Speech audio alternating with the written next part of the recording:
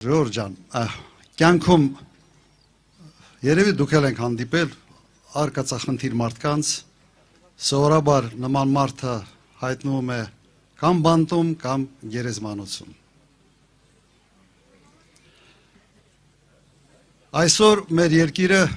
ունի արկածախնդիր վարչապետ։ Մեր երկիրը այսօր ունի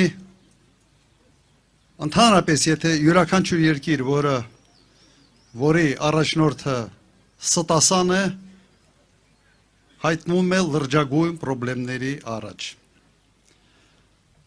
Յուրաքանչյուր երկիր, որի առաջնորդը վախկոտ կզացած մեկն է, ևս հայտնում է լրջագույն պրոբլեմների առաջ։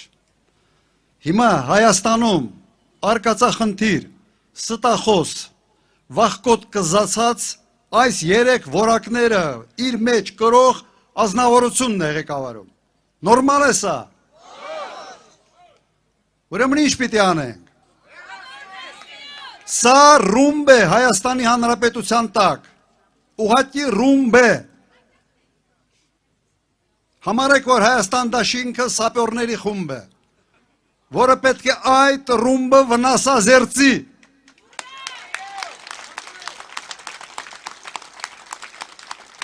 Սովորաբար ոնց են սապյորները աշխատում։ Վնասազերծում են, տանում են մի կանավի մեջ են դնում և պայթեցնում։ Հիմա մենք հասկանում ենք, որ այո, այս ճակատագիրը մերն է, մենք պետք է այդ հարցը լուծենք, և մենք կարող ենք լուծել։ Համաձայն եք։ Հարցերը լրջագույն են։ Սրանցից հետո քրտնաջան աշխատանք է պահանջվելու։ Փչացրել են հարաբերությունները բարեկամների հետ և չեն կարում ստեղծել նոր բարեկամներ։ Անում է ամեն ինչ Եվրոպացուց դուր գալու համար, բայց այդ ճանապարհին թշնամանում է Ռուսաստանի հետ։ Մենք փոքր երկիր ենք, բարդ տարածաշրջանում։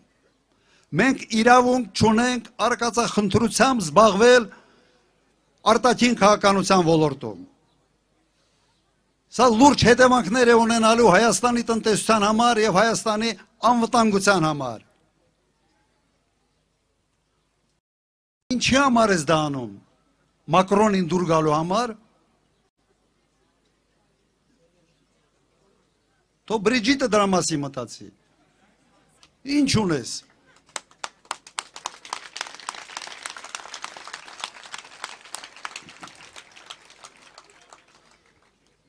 Մեր հարցը պարզ է, մեզ համար։ Հայաստանը այս տարածաշրջանում պետք է լինի ամենից կազմակերպված, ամենից զարգացած, ամենից առաջատար երկիրը։ Դրա համար պետք է հմուտ կառավարում, կարգապահություն, կարգուկանոն և նպատակադրություն, առանց նման նպատակի մենք այստեղ լինելու ենք անհասկանալի մի միավոր, որտեղից քամի փչի, փորձելով ենք հարմարվել այդ քամուն։ Այն ֆլուգել են ասում են, որ քամին փչում է, սենց պտտվում է։ Հիմա սա գնում է Բրյուսել, բամբասում է ռուսներից, ասում է թիմ բերեք հիբրիդային պատերազմից պաշտպանվելու համար։ Գալիս են Հայաստան, մամուլի ասուլիսներ են անում, ասում են Ռուսաստան հետ եղբայրություն է։ Եթե եղբայրությունը ինչ է կատարում այս օրերի ընթացքում։ Սահմանափակումներ, որը ազդելու է ուղղակի ձեր բարեկեցության վրա, ձեր ընտանիքների վրա, բոլոր բիզնեսների վրա ազդելու է։ Հետո ինքը ասելու է, դե ինչ անեմ, հարիվ եմ։ Ոնց որ 18-ից 20 թվականը լեզվին տվեց այնքան ժամանակ, մինչև Ադրբեջանն ու Թուրքիան միասին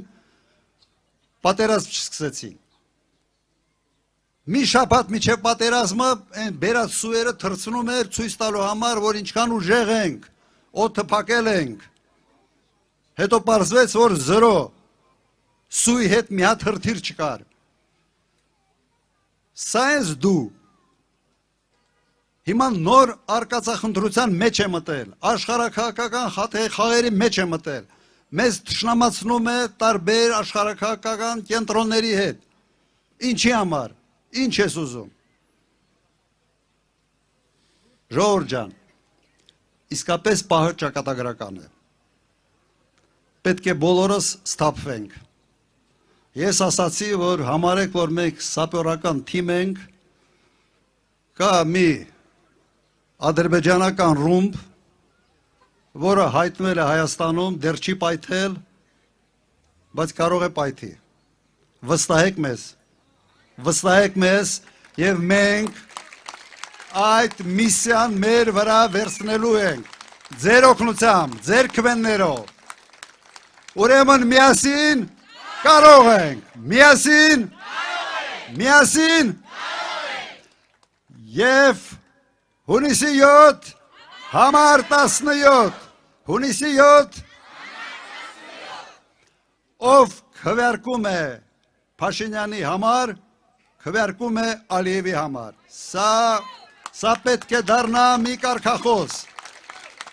կարող եք ասել Փաշաևի համար, նույնն է, տարբերություն այստեղ չկա, ուրեմն ժողովուրդ ջան, միասին կարող ենք աշխատեք ձեր հարևանների հետ, աշխատեք ձեր բարեկամների հետ, ընկերների հետ, մենք վերջ պիտի տանք այս խայտարակությանը, ուրեմն միասին, շնորհակալություն,